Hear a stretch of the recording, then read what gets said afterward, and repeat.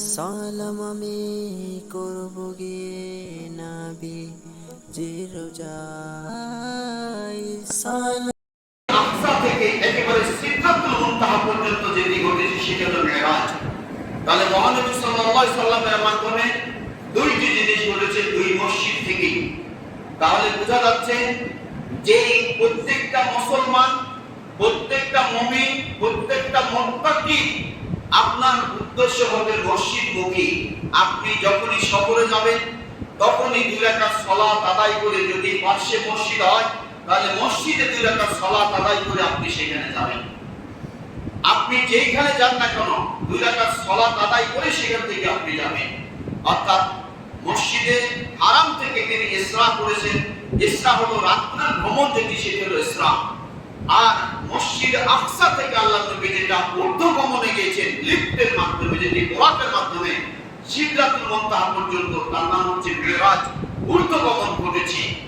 সেই মসজিদে আকসা আজকে পৃথিবীতে সবচাইতে লানতপ্রাপ্ত, সবচাইতে জঘন্য, সবচাইতে আল্লাহ যাদের প্রতি রাগান্বিত আছেন, সবচাইতে ঘৃণিত যে জাতি সেটি হচ্ছে ইহুদ এবং খ্রিস্টান।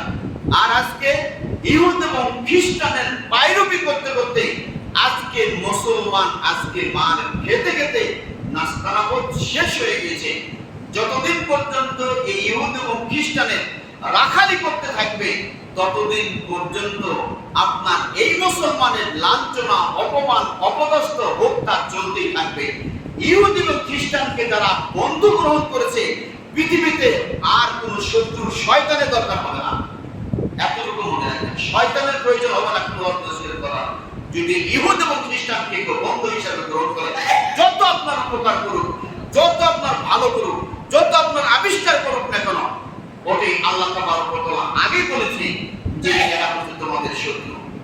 অতএব এদেরকে বন্ধু হিসাবে গ্রহণ করে চাকচিক্য দেখে, উন্নয়ন দেখে আপনি কখনোই শান্তিতে থাকতে পারবেন না, পারবেন না।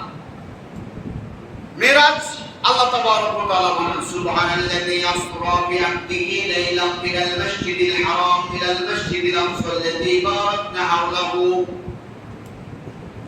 তিনি তো সেই সত্তা, তিনি কত পবিত্র, যিনি তার সেই বান্দাকে মসজিদে হারাম থেকে মসজিদে আকসা পর্যন্ত ভ্রমণ করিয়েছিলেন এবং যার চতুর্পাশে বরকত করিয়েছিলেন। সব কিছু বরকতময়। আবার চতুর্পাশে যখন তাদের আপনার দেশে কত আবাদ হচ্ছে, ওখানে কি আছে? কোন আবাদ আছে? এক হলো খেজুর, দুই হলো স্বর্ণ, তিন হলো তেল। এই আবাদ। আপনার দেশে কত সম্পদ আছে? এই খনিজ সম্পদে যে সময় বিভিন্ন প্রান্ত থেকে হাজিরা হজ করতে গেলে হজের মৌসুমে আইবাইতে তাদের দিন চলত।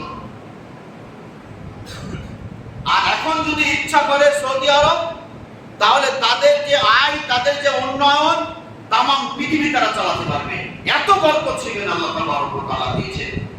আজকে যদি সৌদি আরব, মধ্যপ্রাচ্য তেল যদি শুধু নিজেরাই বন্টন করে, আমরা শুধুমাত্র আমরা নিজেরাই তেলটা আমরা নিজেদের ভিতরে রাখবো, এটি যদি করে, তাহলে তাম পৃথিবীর ইহুদ খ্রিস্টান সৌদি রাজাবাস্তার পায়ে সিজদা দিতে তারা বাধ্য থাকবে। কিন্তু এই রাজনীতিতে তারা কুপোকা বিভিন্ন কলা কৌশল দিয়ে একজন আরেকজনকে দিয়ে একেবারে সৌদি আরবকে আপনার বেড়াজালের ভিতরে রেখেছে, একটা বড় একটা নেটওয়ার্কের ভিতরে রেখেছে, যে বেশি লড়াচড়া করবে, যত লড়াচড়া করবে ততই বুঝে যাবে। কিছু পুকুরের কাদা নিয়ে আসে না, মানে কাদা যেটাকে আপনার কি বলা হয়, গাও বলা হয়, যে আপনি চলে গেছেন কোনো ক্রমে মাছ ধরতে যান বা যে কোনো কাজে যান, গেছেন, যাওয়ার পরে আপনি আপনার দুই হাঁটু পর্যন্ত গেড়ে গেছেন। এরপরে আপনি চিন্তা করতেছেন যে আমি একটু আরো সোজা হয়ে একটু দাঁড়াই, অর্থাৎ পা পর্যন্ত তুলি। আপনি যতই ঝাঁকি দিয়ে উঠবেন, যতই নড়বেন, তত নিচমুখে চলে যাবেন। এরা যতই নড়াচড়া করবে তত নিচমুখে যাবে, কারণ এদের পা দুটো এখন ওদের কাছে বাধা আছে, কারণ ওইভাবে বিক্রি হয়ে আছে। আর এরা হলো একে অপরের শত্রু হিসাবে কাজ করতেছে। যার কারণে আল্লাহ তাবারক ওয়া তাআলা সেখানে বরকত দিলেও এই বরকতগুলি তারা এই সমস্ত ইহুদ খ্রিস্টানেরা আজকে গ্রহণ করতেছে।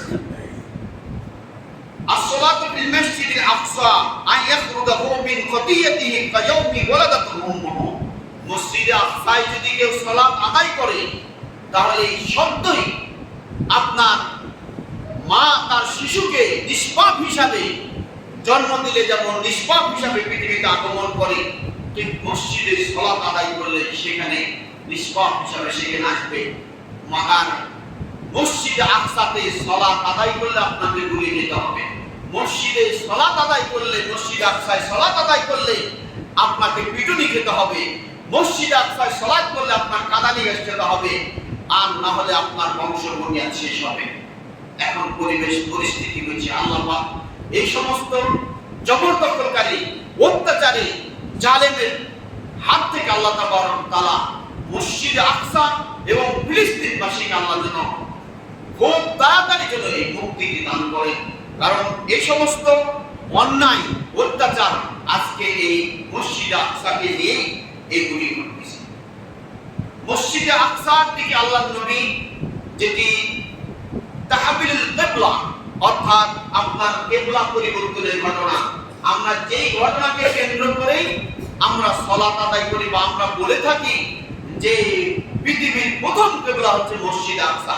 পৃথিবীর প্রথম কিবলা মসজিদ আকসা নয়, প্রথম কিবলা হচ্ছে মসজিদে হারাম। এটি জেনে রাখবেন যে প্রথম কিবলা হচ্ছে কি মসজিদে হারাম, যেটি আপনার সূরা ইমরানের ভিতরে আল্লাহ তাআলা বলেন ইন্না আউওয়ালা বাইতিন উদিয়া লিন-নাসি লাল্লাযী বিবাক্কাতা মুবারাকা, যে পৃথিবীর প্রথম যে বরকতময় ঘর সেটি হচ্ছে আপনার মসজিদে হারাম, এটি হচ্ছে প্রথম ঘর।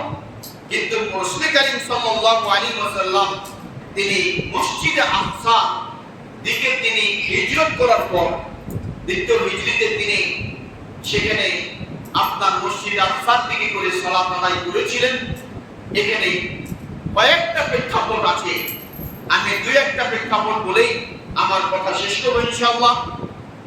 প্রথম প্রেক্ষাপট হলো আল্লাহ তাআলার নির্দেশ যে আপনার কাবা ঘর